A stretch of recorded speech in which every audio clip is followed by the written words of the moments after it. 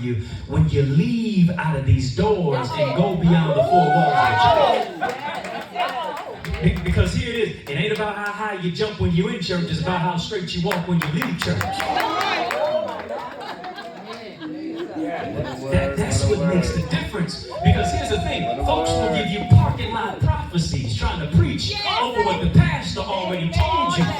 Those are the same folks who will speak to you in tongues and cuss you out in English. Where's my exit?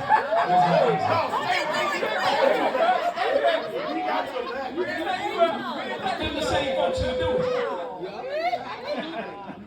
With a leadership title.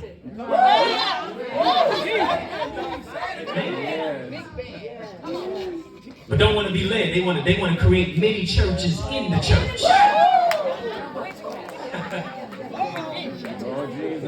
We don't talk to the devil, get mad.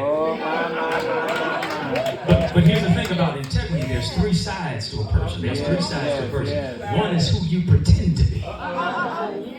Yeah, you coming in blessed and highly favored, but you feeling low to the flow. Who you pretend to be. Secondly, who people think you are. Oh yeah. But thirdly, is who you really are. Who you really are. Who are you when you take off the mask and the makeup? Who are you outside of your suit? Who are you when we're looking at the halo but his horns holding it up? Who are you? Jesus, I know.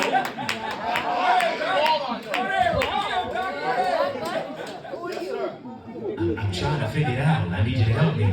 That's the essence of integrity, the essence of character, the essence of leadership is the integrity. It's who I really am. Who you really are in the daytime with a flashlight and who you are without a nightlight. Because here it is, your personality is in many cases a perfume or it's a cologne, but your character is how you really smell.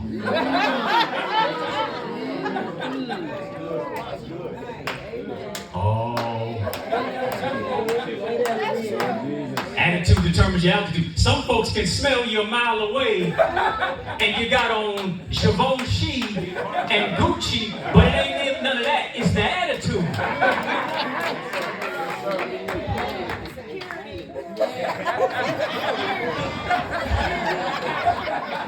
You got me? I got back up. Members are coming in, but your attitude is pushing them out. Folks are trying to come into the church, but your attitude is pushing them out. They too low and they too high. Well, such were some of you. Come on, I wish I had some folks who really, as Dr. Cornell West said, can I keep it funky in here? Come on. Can I, let's not deodorize none of it.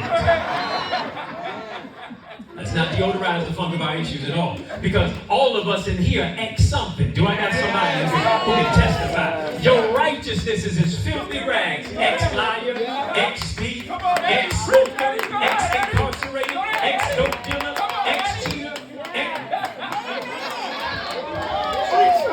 But when God got a hold of me, he turned X to next. Next in line for a miracle. Next in line for overflow. Next. Look at somebody, tell them your next is now. Your next is now. Your next is now. Why? Because the leader in you is coming through. All right. M for ministry, I for integrity, L, somebody holler leadership. Leadership. A leader knows how to take some L's. Dr. John Maxwell said this: the role of the pastor is not about how many people you get in church.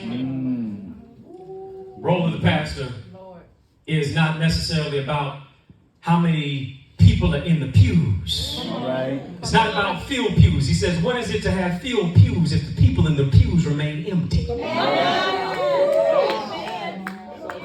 Dr. John Maxwell said this: everything rises and falls on leadership. Yes, sir. Leaders able to take some L's. Leader, and I've heard some of y'all shout out the answers. Yeah, you're right. Leaders able to take accountability. Yes. Leaders able to move into a place of transparency. Leaders able to tap into his or her vulnerability. Why? Because the L is more than just taking a loss. The L is love. Yeah. The L is leadership. The L is leveraging your purpose. The L, here it is leaning on the Lord. Why? Because if you lean to your own understanding, you're going to fall. But you got to trust God to stand tall. It's not about how many followers you create. It's about how many leaders you create from those who follow you. Leadership is not about you necessarily being on Facebook. It's about what am I doing to study with my face in a book? What is God guiding me? Because a leader has, as Nietzsche said, Friedrich Nietzsche said this, a leader has to have a newspaper and a Bible in there. I've got to marry the practical and the spiritual. Can I make the tactical practical? I got to marry it together. Got to recognize the signs of the times.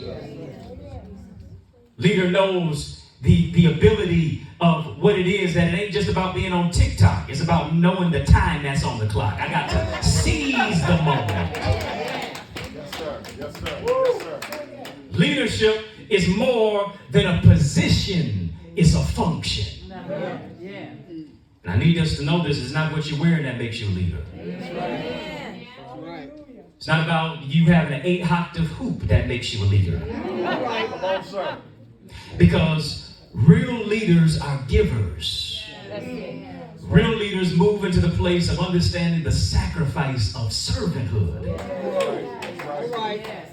Every leader, before they ever assume the title, before they ever assume the role, before they ever assume the position, they have to ask themselves a simple question: am I here to serve, or am I here to be served? Why? Because Jesus said the greatest among us will be a servant. Matthew 23:11. He said, he that is greatest among you is the one who's going to serve you. A true leader is more concerned about we instead of me. A true leader is more concerned about us instead of I. A true leader is more concerned as what Malcolm X said, that even when you substitute the I in illness with a we, even illness becomes wellness. What a word. What a word. They understand without we, there is no me. Amen. That's right. Why? Because no man is an island. We're all a part of the main. Real leaders have more than just sight. They have vision. Real leaders have insight. Why? Because if you have sight but no vision, you're still blind. All right. Come on. It's not about what you're driving. It's what's driving you. Real leadership is about more than your designer frames. I want to know, do you have a vision? Real leadership is about more than the Rolex watch on your wrist. I want to know, do you know what time it is? Real leadership is not about what you're wearing. It's about being clothed in the armor of God. Yes. Thought about it, Bishop. Thought about Gideon. Gideon started off with 32,000 against 120,000 Midianite army. God didn't tell him to add more. He told him to reduce. I'm already in a deficit.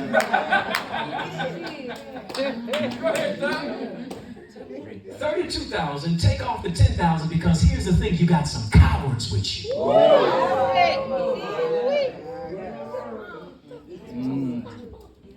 Apostle Bledsoe talked about courageous, having courage. Yes.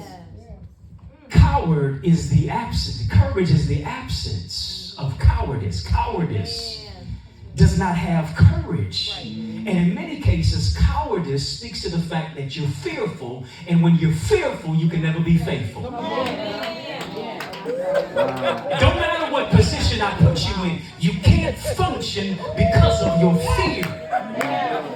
And here's the thing, I need you to get rid of the 10,000, because you can never win. You can win with a few than you could with many because of the fear that they have. And fear is a virus. Fear is infectious. It don't matter how much faith you got. I'm telling you, that fear, if it starts to infiltrate, the person who believes Xerxes will now start to doubt themselves. Did God really say that? God really want us to do that? Look at this. The math ain't mathing. 120,000 Midianite army against Xerxes, and Xerxes is the most despotic of all. Yes, he is. Talk about somebody, you think Saddam Hussein was something? Y'all think Donald Trump was something?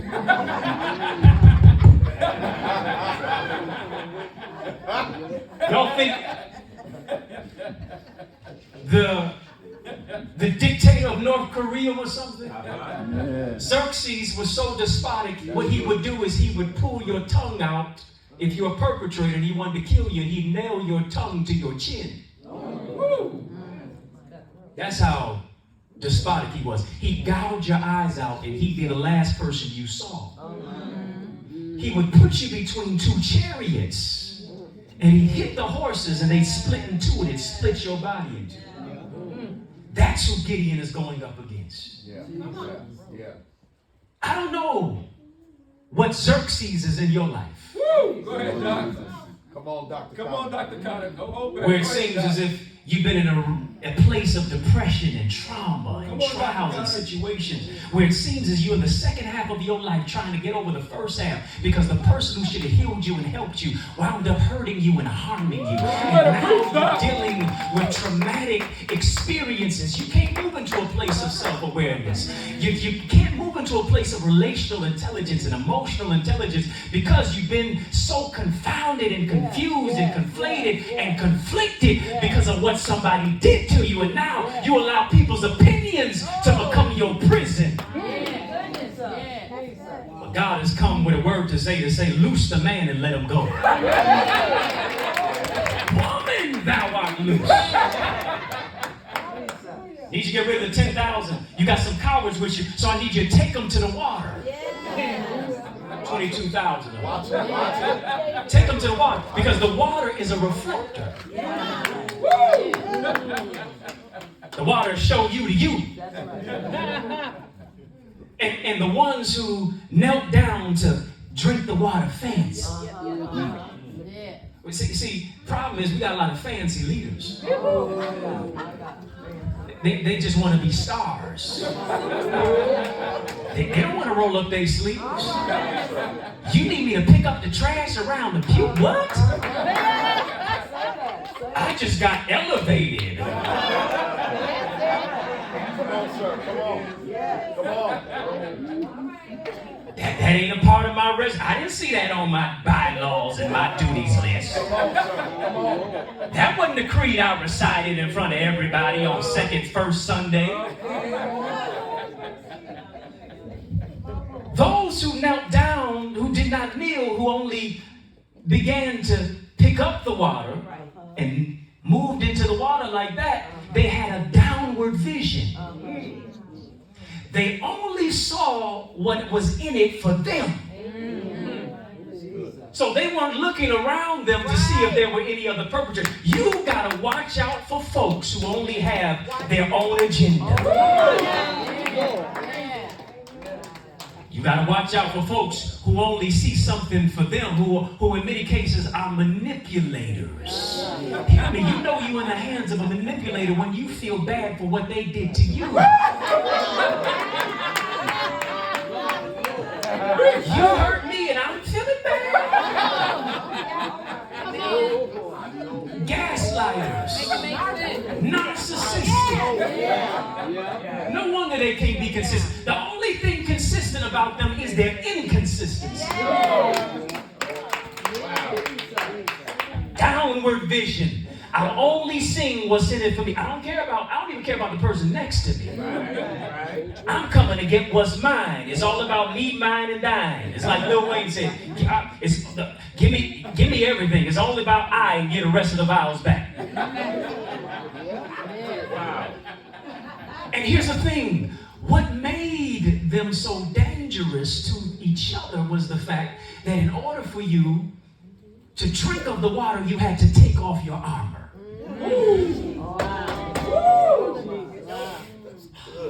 That's good.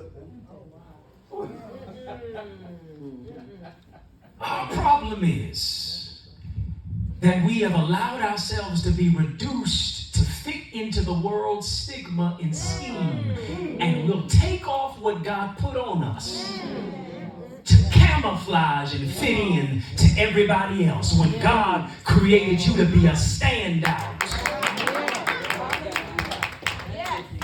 The enemy is throwing fiery darts from everywhere. I can't afford to take off my armor. I gotta have my breastplate I gotta have my helmet of salvation. I gotta have my sword of the Spirit. I gotta have my feet shod with the preparation of the gospel of peace. I gotta have my loins girded about with truth. I gotta have my breastplate of righteousness. But notice this, I have nothing for my back because God don't expect me to run from the devil, but he said resist the devil.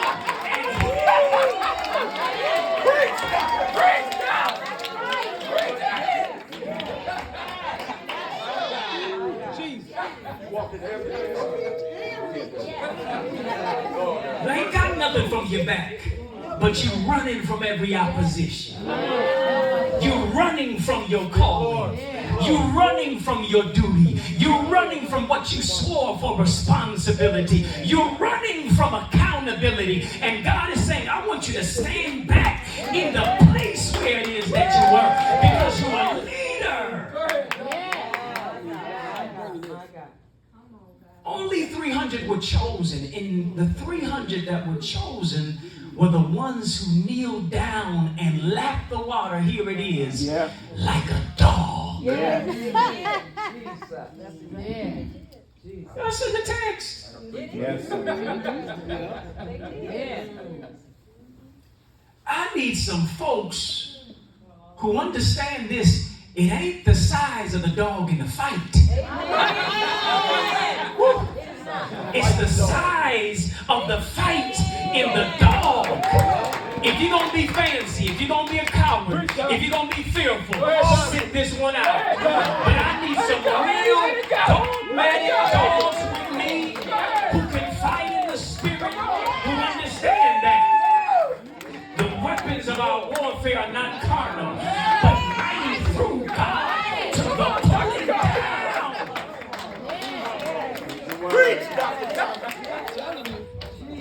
I just come to prophesy. Listen, your $300 is going to be more.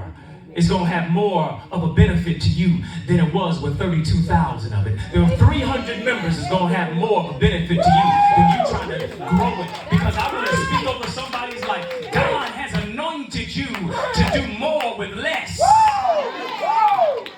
Because you're blessed. I need you to understand this, that the high places have become low. The low places have become high. Everything has now met in the middle. And now God has empowered you to do more with less because you're blessed.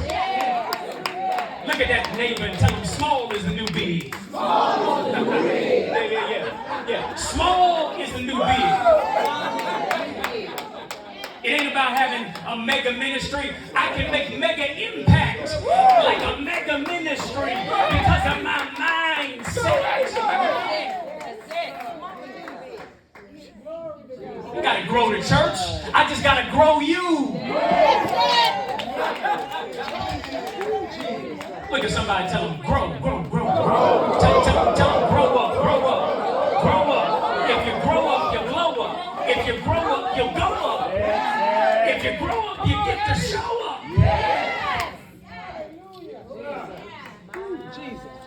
I gotta hurry up here. Somebody getting something from this. Leadership moves me into the place of knowledge. Because knowledge comes from the place that it has to be more than what you've heard or read. It has to be experienced. I've got to have an experiential revelation of who God is in my life. Yes. And you can't tell me nothing if you ain't never been through nothing. But do I have somebody who got a but God testimony? I did this but God. I was trapping and slacking and slanging and banging but God. I was in the streets but God. Now I'm doing soul winning ministry on the streets. If it had not been for the Lord on my side. That's knowledge, because when you know better, now you're required to do better. I don't know know if you ever prayed this prayer before, but sometimes I pray this prayer and I say, Lord, let me know if I'm a rubber band. All right. Lord, if I'm a rubber band, just let me know, because it feels like I'm being stretched on all sides.